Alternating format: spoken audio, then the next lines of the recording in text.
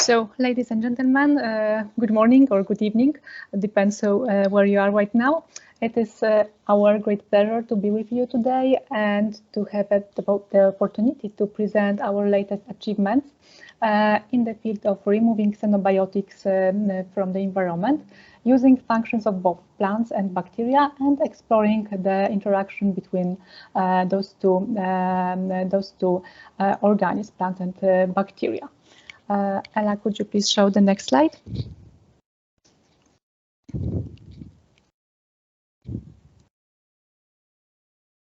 All right.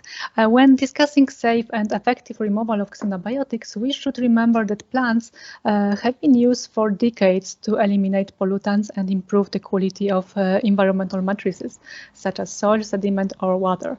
Many researchers define phytotechnology as a set of different technologies, such as phytodegradation, phytostabilization, phytovolatilization, but also rhizoremediation that Ella will be talking about later in the second part of this presentation.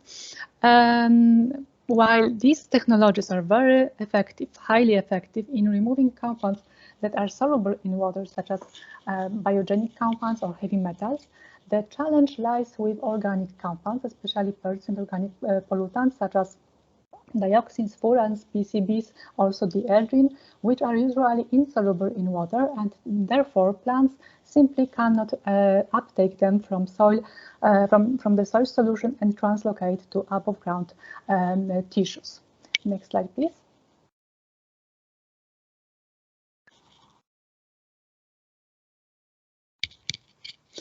However, there are always exceptions from the general rule, and this holds true also here. The exception lies with plants from the Cucurbitaceae family, such as pumpkin, squash, cucumber, or zucchini, which possess unique properties enabling them to uptake highly hydrophobic compounds from the soil and translocate them to above-ground tissues. This ability is related to the presence of the MLP protein, major latex-like protein, that enable those plants to take up highly hydrophobic organic compounds by the existence of specific internal hydrophobic cavity in these proteins. Moreover, those plants from the Cucurbitaceae family are very fast growing. We need just 4 or 5 weeks to achieve to have fully grown plants. They are easy to cultivate. They have no specific needs, and also they excrete exudates to the soil, and in this way they promote the growth of soil microbiota, and in this way we can use those plants in the process called rhizoremediation that Ella will talk later. Next slide, please.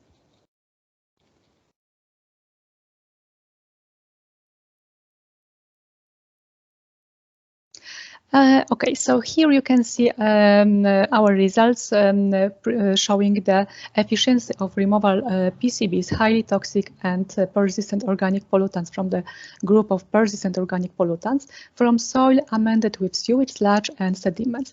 What is very important is the fact that together with the growing concentration of PCBs in the soil, the efficiency of removal was also growing. What's more, we achieved very nice effects of cultivation of cucumber on soil, of overall soil phytotoxicity. Just after 5 weeks of cultivation of cucumber, we observed elimination of the toxic effects of those toxic compounds like PCBs coming from sewage, sludge and sediments. Next slide, please.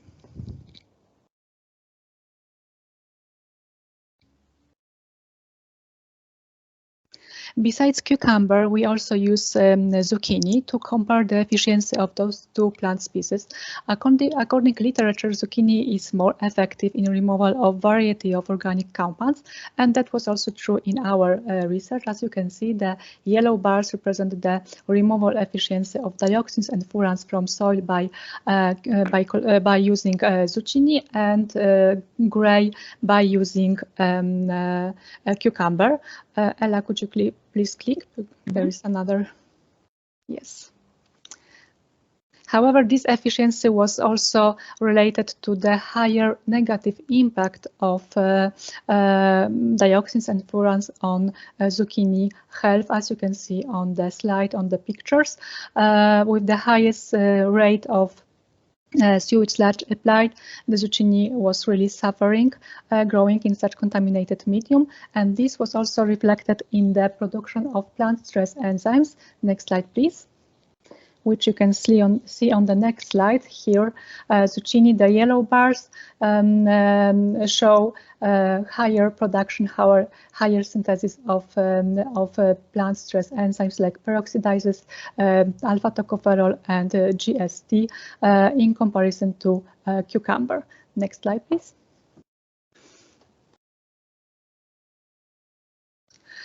That's why, considering the higher efficiency of zucchini, we are trying to, our next steps, our next attempts were directed to check whether we can regulate bioaccumulation capabilities in zucchini. This regulation is related to the existence of these MLP proteins and genes, and on the way of our research, together with partners from Japan, from Kobe University, we find out that MLP genes can be regulated by insecticides and fungicides, and we can induce or suppress the expression of MLP genes, and in this way we can accelerate the phytoremediation properties of those plants or produce POP-safe plants. Next slide. So the general hypothesis of our idea is shown on this slide. By addition of fungicides and insecticides, we can regulate uptake and accumulation of certain organic pollutants in zucchini plants. By induction of genes, we can enhance the phytoremediation capabilities of cucurbits.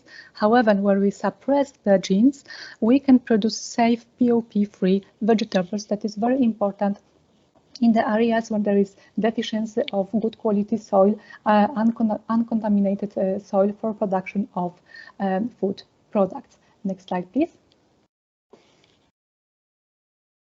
In our research, we demonstrated that 3 different cultivars of zucchini species, Soraya, Athena, and Nimba cultivars, have the MLP genes in their tissues. We also demonstrated that those 3 cultivars synthesize MLP proteins. However, the highest production of proteins was observed in the case of Soraya cultivar. Next slide. And this high concentration of MLP proteins in Soraya cultivar is also reflected in the high capability of these plants, of this cultivar, to take up highly toxic organic compounds like dioxins and furans from soil, as you can see on this slide. Next, please.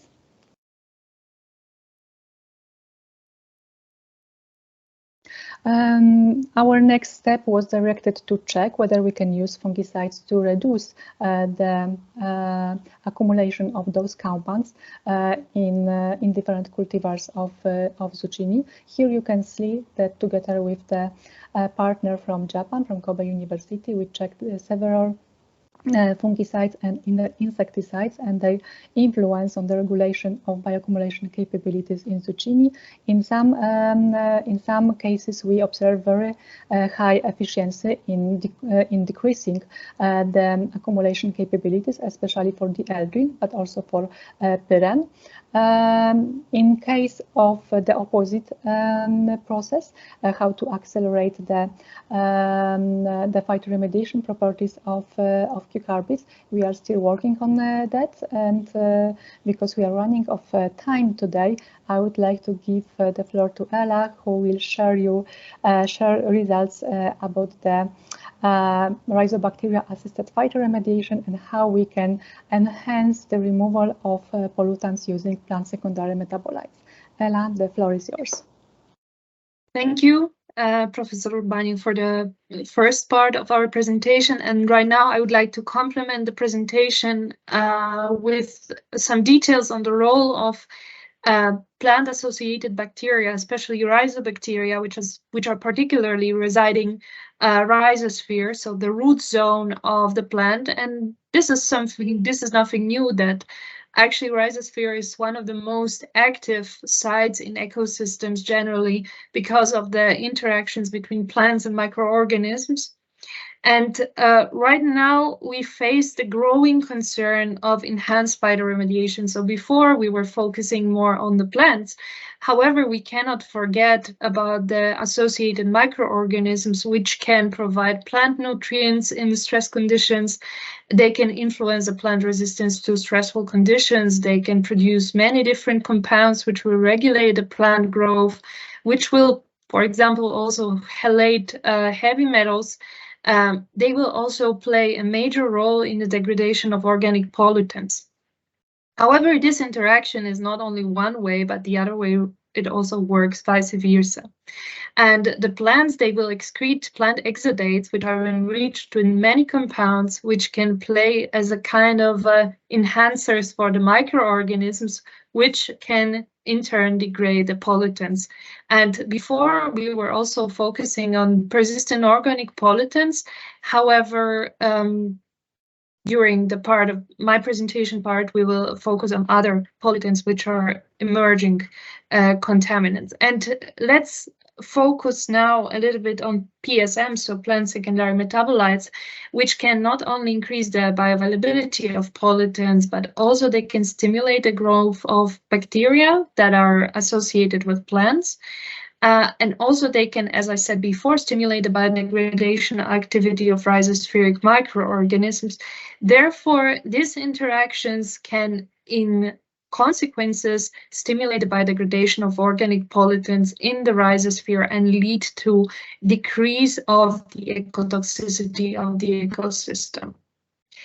And part of our research was focused on the selection of certain plant secondary metabolites, which are structurally related with phenoxyherbicides, which are commonly used herbicides right now in agriculture in Europe.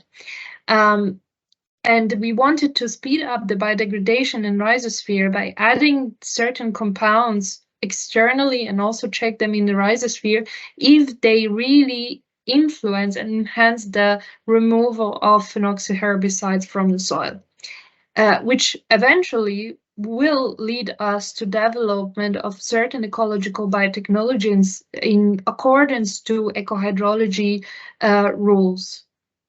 And our results showed that indeed, if we use syringic acid, which is structurally related to MCPA, a phenoxyherbicide, we can see the increased number of functional genes detection. We can see also that the reduction of the maternal compound, so MCPA, is higher when we add syringic acid, and also to confirm that our proposed solution is actually effective in terms of decreasing the ecotoxicity, we performed the biotest, microbiotest assay, which measured the phytotoxicity, and also we confirmed that the ongoing biodegradation processes and also the addition of syringic acid enhances and mitigate the ecotoxicity decrease. So then we scaled up and we checked, because previous experiments were just microbial cultures, then we scaled it up and we checked it in the bulk soil in pot experiments, and we confirmed that actually adding syringic acid into the soil polluted with MCPA speeds up the removal of a pollutant from the soil. And simultaneous cultivation of zucchini, so cucurbits, which we were also talking before, it also influences it positively. What is more, we don't want, in our research, we don't want to limit ourselves to certain analysis. So for example, quantitative, which gives us only information, if we reduce the concentration of a pollutant or not. We want to expand the range of our analysis. Therefore, we are focusing on the activity of microorganisms using, for example, the EcoPlates BILOG test in order to check whether the activity of soil microorganisms is higher in our tested variants and after the application of plant secondary metabolite or not, which gives us clear information that if we use phytoremediation, if we plant zucchini, and if we combine it with biostimulation, then we have increased results of the removal of phenoxyherbicides from soil. And also a very interesting thing, if we combine this with results from physical-chemical parameters analysis, then we clearly see that our conditions that we are applying there can either directly or indirectly influence the activity of microorganisms because, of course, which is an obvious thing, if we are adding acids, we are also influencing the pH of the system. What is more, we also select a certain cultivar, a certain species of a plant of cucurbits and a certain cultivar. And we could see that zucchini was especially interesting because in terms of cucumber, its growth was inhibited by MCPA in both studied variants, so one polluted with MCPA and the other one with the addition of syringic acid. However, in terms of zucchini, if we added the syringic acid, the growth of zucchini was enhanced, and this is a very promising result. So the effect of selected plant secondary metabolites in total was that we really noticed that there was an increased phenoxys biodegradation, enhanced herbicide removal, and a decrease of soil ecotoxicity. Therefore, we claim that further experiments upscaling the whole process is a promising thing to biostimulate the microorganisms that are already in the soil, that are already residing the rhizosphere and also endosphere, which I'm not going to talk in detail about the endosphere. But this is a very multi-directional research and a very interesting field. And thank you very much for attention, and we would be happy to answer all of your questions.